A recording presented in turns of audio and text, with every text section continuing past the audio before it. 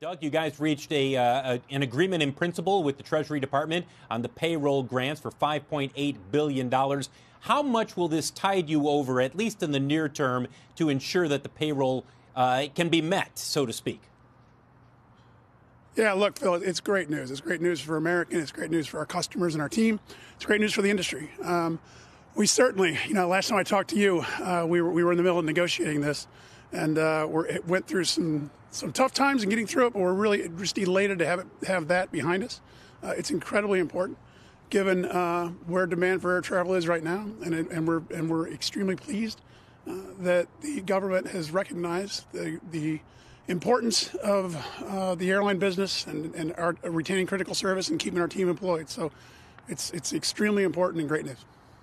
Doug, you've already said that you plan to apply for a loan from the Treasury Department in the other $25 billion bucket that's been set aside for the airline industry. Beyond that, do you expect to have to borrow more in the months ahead from the private market in order to continue to fund the operations the way you want to have them funded? That's unclear, Phil. I mean, it depends so much on how demand recovers, when demand recovers, and how quickly. What I know is this. We, as an industry, asked the federal government for $50 billion of assistance, and that's what we got, $50 billion of assistance. That's what we all believe we need to ensure that we can ride through this. And, it's clearly you can come up with more dire circumstances than where it stays like this for an extended period of time. But from our own projections, that it stays like this certainly through the second quarter, a very gradual recovery through the third and fourth quarters. This will be more than sufficient. Which gets to my next question. Yesterday, the TSA screened a record low number of people at airports in the United States, just over 87,000. Do you believe that we are close to a bottom here? And more importantly, at how far out will it be for you guys to say, okay, we're starting to see bookings increase? We know we're not going to see a V, but we're starting to see an increase. Is it usually 6 weeks out, 8 weeks out? When do you sense that you will start to get some sense of, okay, people are starting to fly again? Yeah, a question we all want to know the answer to, and I don't know that anyone really does know. As to your question, are we at the bottom? It certainly feels like we're at the bottom. Our revenues are down 90% on year-over-year basis, and they've been that way now for a few weeks. So the real question is, how long do you stay at the bottom, and when do we begin to recover?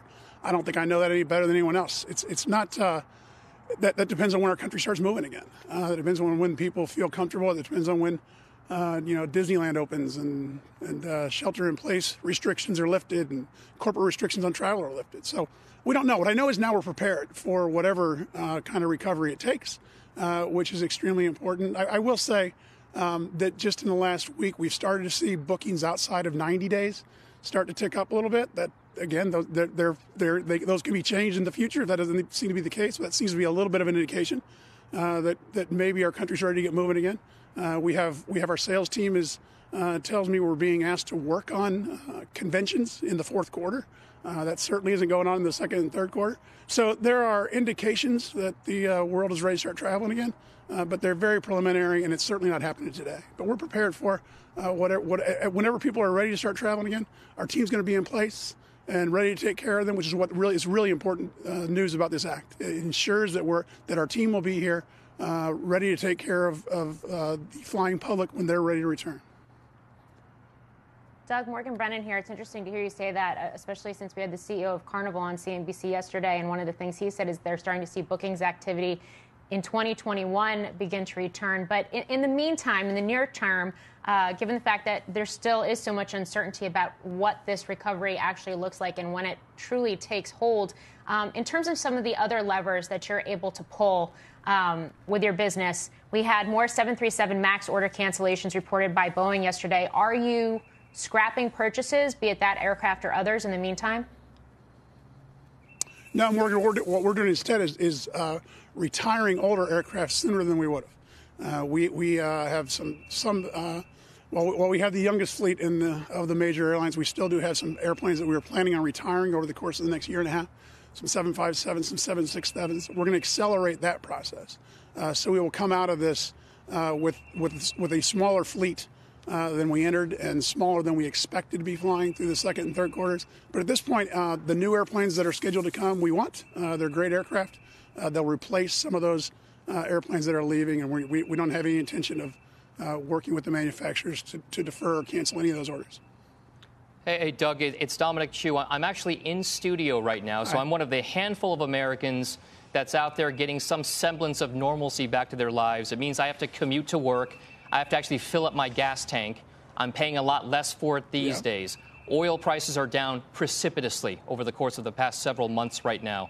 How does it make you feel as an airline executive knowing that one of your prime costs is as low as it is right now and that you are not able to take advantage of it? And how exactly do you plan for those fuel costs going forward as well? Oh, yeah. Look, it certainly ameliorates the problem, but not in a very significant way when we don't have 90% of our revenues, and as a result, we're flying only about 20% of our schedule. So, but looking forward, we look to the forward curve, and we look to demand for oil. And what I do believe is if this is a very slow rebound, you'll see a very slow. You'll see oil prices not increase at a very significant level. I think that'll help. But that's not the real issue for us. The real issue is revenues and a return of revenues. But oil prices at these levels certainly do help mitigate the problem a little bit. Hey, Doug, it's Phil again. You and I talked about this, I want to say, about 2 or 3 weeks ago, and we were talking about what it takes to get people flying again, in addition to all the other stuff involving the economy. It really, you said it comes down to making people comfortable, to get back on the flight. And you're doing things like spacing people apart on aircraft, leaving the middle seat open as much as possible. Do you expect other steps to be taken, not only by you guys, but by the industry, in terms of, hey, do we hand out masks at the gate for people who want to wear a mask? What other steps do you sense may be needed as we work through this period of social distancing, yet getting back to our normal lives? Yeah, thanks, Phil. What we know is, as has always been the case, people need to feel safe when they travel, and we'll ensure that's the case. It's certainly the case today. I was out thanking the team last week and had me going from DFW to Chicago to Philadelphia to Charlotte and seeing the team. And I can assure you today, there's more than enough room for social distancing on airplanes. We're making sure that's the case by blocking middle seats. We're doing extensive cleaning of the aircraft, fogging of aircraft, things that I expect you'll continue to see. And again, as customers return, we'll need to make sure that we are doing what we need to do to ensure that they feel safe on the aircraft. But again, I can tell you, we aren't seeing people not fly because they're worried about safety on airplanes. I don't believe there may be some of that. But the reason people aren't flying is because they're not leaving their homes, and because corporations aren't having people come into work. Once those things happen, that's when demand will recover. We'll make certain when demand recovers that our customers feel safe. But Doug, to that point, it's Carl, by the way. When they do leave their homes and they are ready to fly, will there be some kind of structural change in seat configuration, in pitch? Will we be looking at partitions? And have you done any modeling as to what break-even load factors look like in the future? If you're going to put fewer people on the plane, what happens to the cost of a ticket? Yeah, Carl, again, questions we can't answer just yet. What I know is today, again, there's more than enough space on the aircraft. We are today blocking middle seats. As demand recovers, we'll all be forced to deal with those issues. I don't think anyone's looking to take seats off of aircraft at this point, but that may be the case. But for right now, we're doing social distancing on the aircraft, making sure the aircraft, extensive cleaning. Those things I know will continue for the foreseeable future. As demand actually rebounds to a point that becomes harder to do, we'll have to figure out what we all do in regard to customer demand. But what I know is we fully recognize that customers need to feel safe when they travel. That's always been the case, and we'll always make certain that is how customers feel. Yeah, Doug, there's reports that are emerging that U.S. airlines are now asking the FAA for permission to fly cargo in the main deck where passengers would normally sit, including maybe the option to remove some of those seats.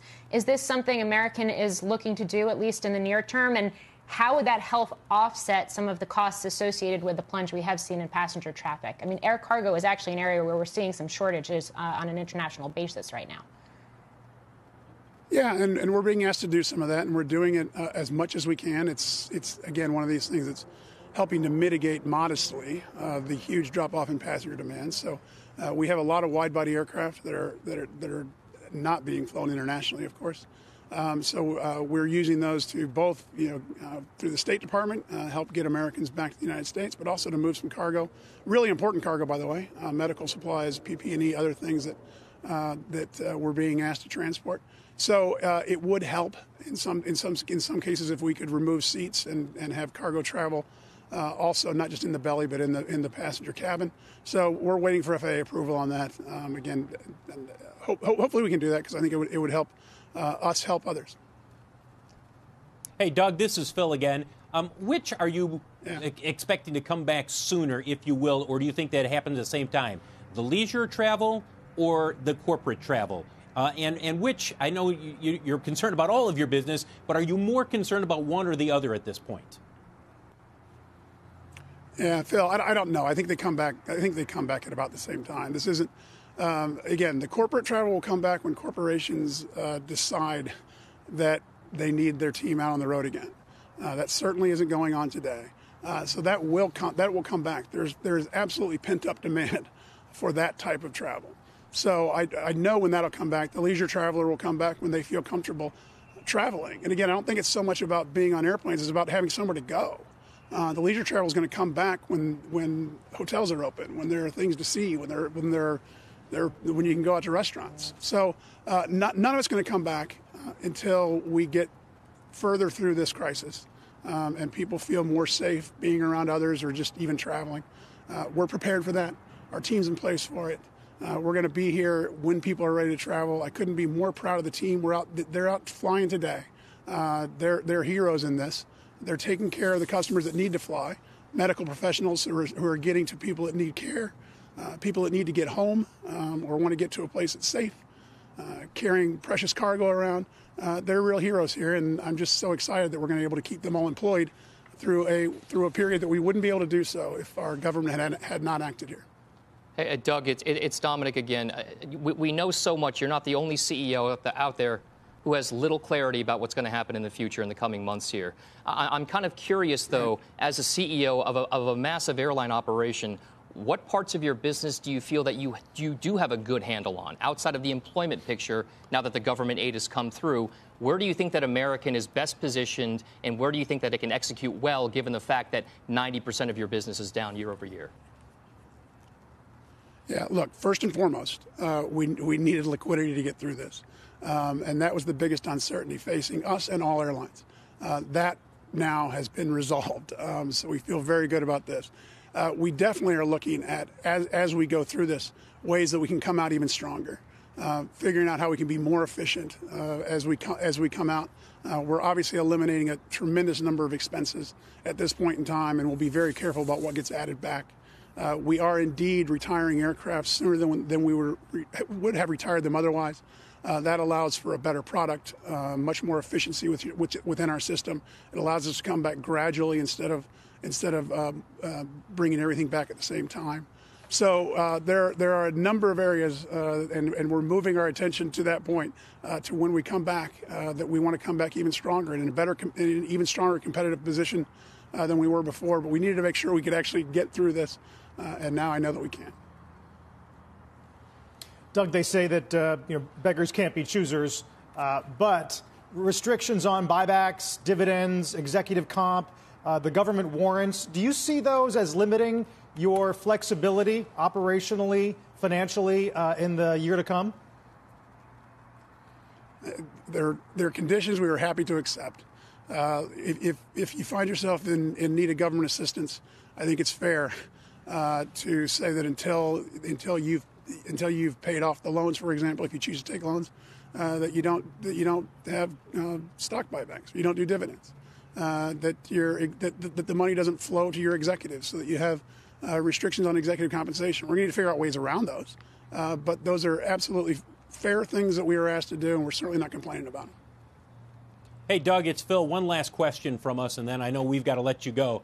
And this has to do with the fact that you're going to be applying for more loans from the Treasury Department. You're going to put in that application later this week, I think for a little over $4 billion. Do you expect any unusual terms, or is there any curveballs that you expect? Because during the grants, you guys were not expecting that 30% would be have to be repaid to the Treasury Department. What's your sense in terms of what the terms will be from Treasury on those loans? Yeah, look, first let me say that while we were in negotiations with the Treasury Department and what we thought was most fair, I think they've been exceptionally fair on this.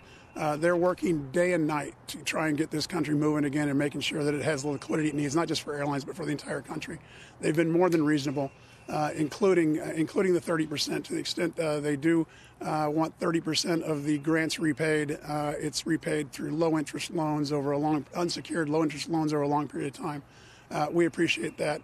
They also were careful to make sure, as we've been going through this process for the payroll support payments, to give us guidance, at least indications, as to how the loan process will work, which has been very helpful. So based upon what we've been told so far, what we believe the case will be, they've done all the work they need to do. Frankly, our application is not going to require much more information whatsoever. They have what they need to do the analysis they need to do on the loans. So I feel quite good. We still have work to do, but I feel quite good that they'll be reasonable in this case too. Loans again that'll be at rates that are probably higher than we paid before the crisis, but much lower than we could do in today's market. Just to get to make sure that the taxpayers are being paid, but also that we have the liquidity we need to take care of our customers and take care of our team.